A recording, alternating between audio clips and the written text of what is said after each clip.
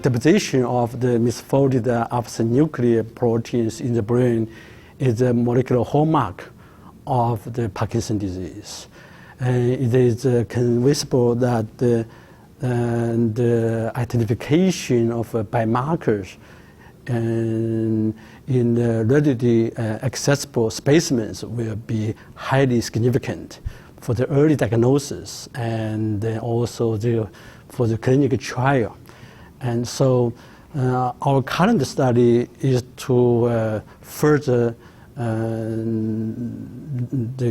try to establish and also validate the skin alpha-synuclein as a biomarker as a less invasive diagnostic tool for the early diagnosis, the Parkinson's disease, and using the highly sensitive, the so-called real-time quick-induced conversion assay, the RT-QuIC.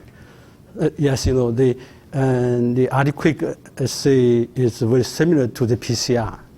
Then PCR is for amplification of DNA from bacteria and virus, but the RT-QuIC assay is for amplification of misfolded proteins from those neurodegenerative diseases.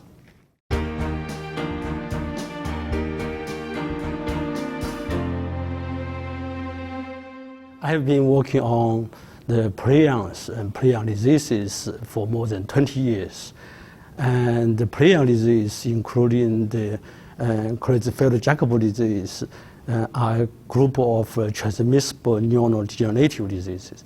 And so the reason I'm very interested in this, the study of Parkinson's disease is that the recent study they have found that the alpha-synuclein in the Parkinson's disease also show the transmissible the properties like PRPSC, which is infectious prion protein associated with prion diseases.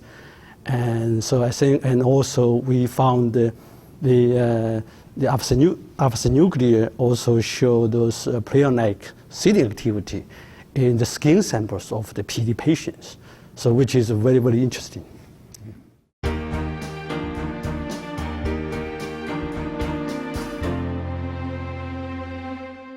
Yeah, we see our work helping other researchers in the following respects.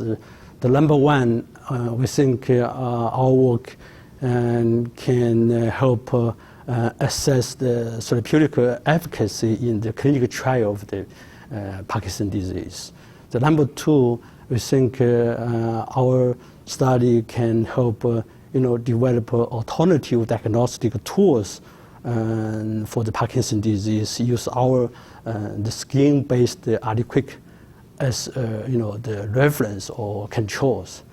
The number three, and we think through our study we collect not only the skin specimens but also the blood samples, including the DNA, RNA samples, which will be sent to the PD/BP and the BioSend or BioFind for other researchers to share.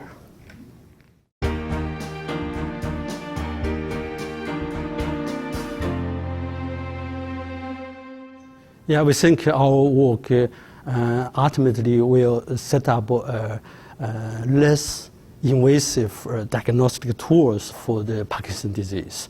And that is very important, especially for not only for the early diagnosis, but also for the monitor the disease, the progression, and assessing the therapeutic efficacy in the clinical trials.